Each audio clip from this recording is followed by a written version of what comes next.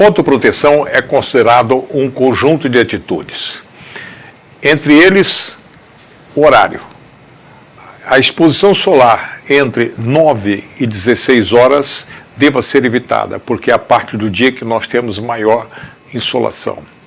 A aplicação do filtro solar, com todas as suas características, que será discutida em pormenores em uma outra exposição, e a fotoproteção mecânica, que é o assunto que nós vamos tratar com maior intensidade. A sombra. Permanecer na sombra o maior tempo possível. E aqui uma curiosidade, a sombra verdadeira, ou a sombra que você consegue ficar realmente 100% protegido, é aquela que você não enxerga o céu. Né? A outra forma de determinação de sombra é através da sombrinha. A sombrinha é constituída de um tecido que é o poliéster, com capacidade de proteção solar, e tem uma superfície refletora geralmente metalizada, o que aumenta muito a capacidade de fotoproteção. O mesmo em relação ao guarda-sol, ampliando significativamente a sua área de sombra. Bom, a radiação ultravioleta pode queimar os olhos do mesmo modo que queima a nossa pele. E, com consequência, nós vamos ter problemas imediatos e tardios, principalmente constituídos pela catarata, degeneração macular, o melanoma, o pitirígio e a ceratite, e também o câncer da pele não melanoma da pálpebra inferior, certo? E, no caso mais específico, o carcinoma basocelular. Esta área deve ser protegida com o óculos, e o óculos deve ter características de proteção solar que nós chamamos aqui UV400, que é caracterizado por reduzir praticamente 100% da radiação ultravioleta A e B. Então, o óculos deve oferecer essas características e também ele ser construído de uma forma a proteger ou cobrir os olhos da melhor maneira possível. Isto é regulamentado através do estándar australiano, que é normalmente a metodologia que mais segue-se em todo o mundo. As lentes dos óculos, elas são categorizadas de lente 0 até a lente número 4, sendo que a lente 0 é aquela que permite praticamente a passagem tanto da luz como da radiação ultravioleta. E a capacidade de redução é muito baixa. Em compensação, a lente número 4, tá certo? Ela apenas dá uma transmissão de 8 a 3%, portanto uma proteção solar muito grande e também uma redução da luz solar. Vamos falar sobre o vidro comum, que também é utilizado como fator de proteção mecânica. Um vidro comum, ele é capaz de bloquear 100% da radiação ultravioleta do tipo B. No entanto, ele tem uma capacidade de bloqueio muito pequena do tipo A e praticamente não consegue bloquear a luz visível. Para compensar isto, foi criado o vidro laminado, que é o vidro que se utiliza na frente dos veículos em janelas de residências ou prédios, que constitui de lâminas de vidro interpostas por partículas de polivinil, partículas plásticas, que aumenta a capacidade de bloquear toda a radiação ultravioleta, tanto A, tanto B, inclusive dependendo da cor da partícula que se coloca no meio, você tem uma redução da luz visível e também uma redução da radiação infravermelho, com consequente redução do calor, tá certo? A outra proteção mecânica é o que nós vamos deter com um pouco mais de atenção, é a chamada fotoproteção têxtil, em que roupas e acessórios são tratados com protetor solar, garantindo a esta roupa uma proteção solar eficiente, segura e de forma, a certo ponto, bastante econômica. Vejam bem, mas nós temos que entender primeiro que não é qualquer tecido que tem essa capacidade. Vocês vejam aqui, essa banhista utilizou um maiô com bolas brancas e vejo que o tecido deixou passar queimando tanto quanto a área exposta. Vejam também no caso desse boné, apesar de ser um tecido escuro e relativamente espesso, não foi capaz de impedir a radiação ultravioleta. Então é importante, vamos ver como é que funciona quando a radiação ultravioleta atinge o tecido. Primeira parte em relação a isto seria a reflexão. Depois, parte da radiação ela é absorvida pelo tecido e uma parte passa e atinge a pele, que nós chamamos isso de transmissão. Então, o que tem que ser feito para que o tecido reduza completamente essa transmissão? Ou seja, tentar com que a maior parte seja absorvido ou refletido. Para isso existem testes de laboratório, tá certo? Que medem essa capacidade do tecido para proteger da radiação ultravioleta. Tem os testes em vivo, como neste caso que aqui está, tá certo? E esse gráfico mostra bem a transmissão. Então vocês vejam que a parte dessa linha superior, o grau de transmissão é muito elevado, portanto esse tecido não protege de forma adequada contra a radiação ultravioleta, enquanto esses outros aqui, mais baixo, no caso esse verde, por exemplo, ele tem uma capacidade de transmissão muito pequena, portanto com boa bloqueio da radiação ultravioleta do tipo A e do tipo B, certo? E isso é medido nas suas vários comprimentos de onda, né? Vocês vejam, laboratório, nós temos aqui possibilidade de aparelhos para fazer a medição e já temos qual é o fator de proteção ultravioleta, que no caso aqui mostrou 99%, certo? Então, o fator de proteção ultravioleta, que nós sabemos, esses são os critérios que nós utilizamos para o tecido, eles são chamados fator de proteção ultravioleta 10, em que você absorve 90% da radiação ultravioleta e transmite 10%. 10% passando pelo tecido é muito. Então nós temos a chance de aumentar essa produção ultravioleta para 98% com apenas uma pequena parcela da radiação ultravioleta passando pelo tecido, certo?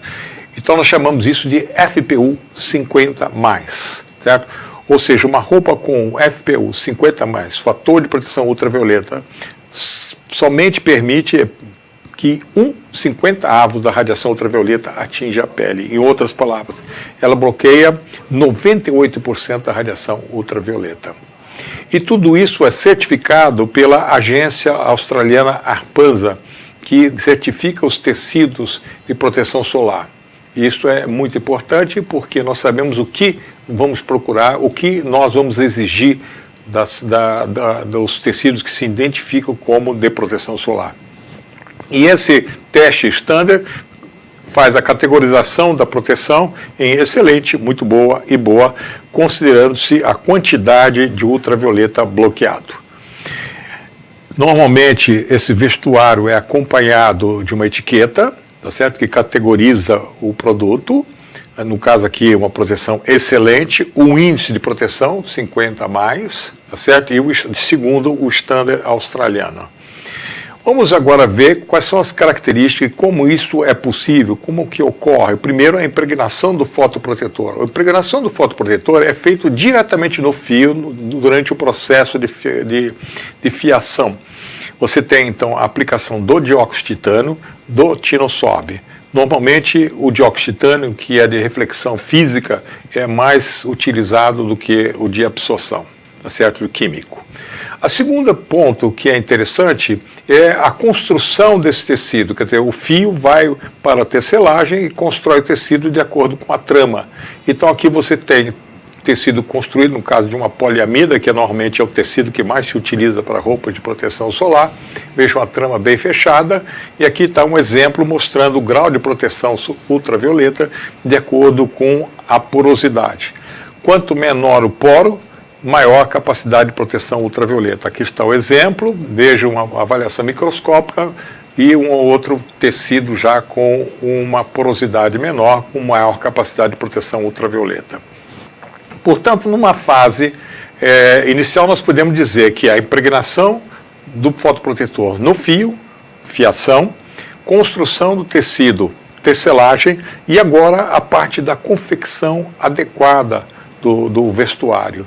Então nós vamos falar no desenho. O desenho é muito importante e existe para isso também uma regulamentação. Aqui é essa regulamentação europeia, que você deve cobrir a base do pescoço até o quadril, do ombro até 3/4 do braço, tá certo? E é muito importante, nós temos aqui um tecido de proteção solar, no entanto, o design é inadequado, certo? Não cumprindo a capacidade. Vejam bem, aqui está uma luva de proteção solar, no entanto, para proteger para a direção, mas o vidro lateral aqui e que deixa passar ultravioleta A ocasionou nessa paciente uma degeneração actínica bem acentuada. O design em relação ao chapéu-boné, em relação ao tamanho da aba, vocês vejam aqui que de acordo com o tamanho da aba, você vai ter o grau de proteção solar em relação ao nariz e ao pescoço relacionado ao tamanho da aba. Isso é importante. Isso também tudo regulamentado pelo standard europeu. As crianças, que talvez sejam o melhor ponto em que você pense e de aplicar a fotoproteção têxtil, porque ela entra e sai da água. O filtro solar normalmente é perdido nessa entrada e saída, e nessa reposição, às vezes é impossível quase fazer reposição, então a fotoproteção têxtil para criança talvez seja uma boa indicação. A composição do tecido, nós trabalhamos muito mais com poliamida, que é muito mais eficiente na proteção da radiação ultravioleta do que o algodão. Raramente vocês vão ter uma roupa de proteção solar com algodão. A cor do tecido é importante, como a pele. A pele clara tem menor capacidade de proteção ultravioleta. A mesma coisa se ocorre com o tecido. Portanto, a cor preta, azul, vermelha absorve mais do que os tons pastéis. Tá certo? A elasticidade. Isso é importante. Todo tecido tem elastano e a tendência de se utilizar uma roupa um pouco mais colada com a pele. Isso não é bom, certo? Porque ocorre um alargamento da trama e diminui a capacidade de proteção ultravioleta. Então nós não devemos utilizar o número justo, certo? E deixar uma certa distância do tecido com a pele, porque isso aumenta a fotoproteção ultravioleta em função da maior difusão do raio incidente. O grau de umidade. O algodão, ele é uma fibra absorvente e retém muito o suor. Isso aumenta a trama, diminui o grau de fotoproteção ultravioleta e diminui de uma forma significativa, como aqui é demonstrado. Tá certo? Normalmente nós utilizamos a poliamida, que é a microfibra, que se conserva o seco porque é uma fibra que não absorve o líquido e deixando o suor passar através da fibra. Isso faz com que se evapore, mantenha a temperatura corporal e isso facilita. Hoje, praticamente quase todo o vestuário utilizado na prática esportiva é de poliamida, evitando exatamente o algodão em função dessa peculiaridade da maior absorção do algodão. As condições do tecido. O fator de proteção ultravioleta é medido num tecido novo. Certo? Após a primeira lavagem, até que o fator de proteção ultravioleta aumenta, porque o tecido encolhe.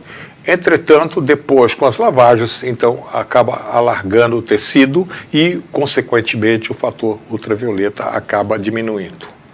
Um resumo, nós vamos dizer que uma roupa de proteção solar, o tecido poliamida protege mais do que o algodão, um tecido com uma trama mais apertada, protege mais, o tecido com cores mais escuras, modelagens mais largas, o tecido seco e tecidos com aplicabilidade do protetor solar diretamente no fio é bastante importante. O que existe normalmente é combinar, por assim dizer, essa proteção que nós queremos, porque nós estamos enviando as pessoas à praia, às piscinas com roupa, tá certo? Então, isto é importante combinar a proteção com o conforto e, ao mesmo tempo, o estilo. Isso já é uma prática muito grande com as confecções, no sentido de fazer com que haja maior adesão do paciente com um formato de moda mais importante. Certo? A proteção solar têxtil é muito importante porque ela aumenta a eficiência, a capacidade de proteção e o compromisso do paciente em proteger. Certo? A proteção mecânica constitui hoje um dos elementos bastante importante em relação à proteção solar. E, então, ela deva ser incentivada, porque há uma chance muito grande do indivíduo participar da sua capacidade, da sua proteção solar de uma forma mais eficiente.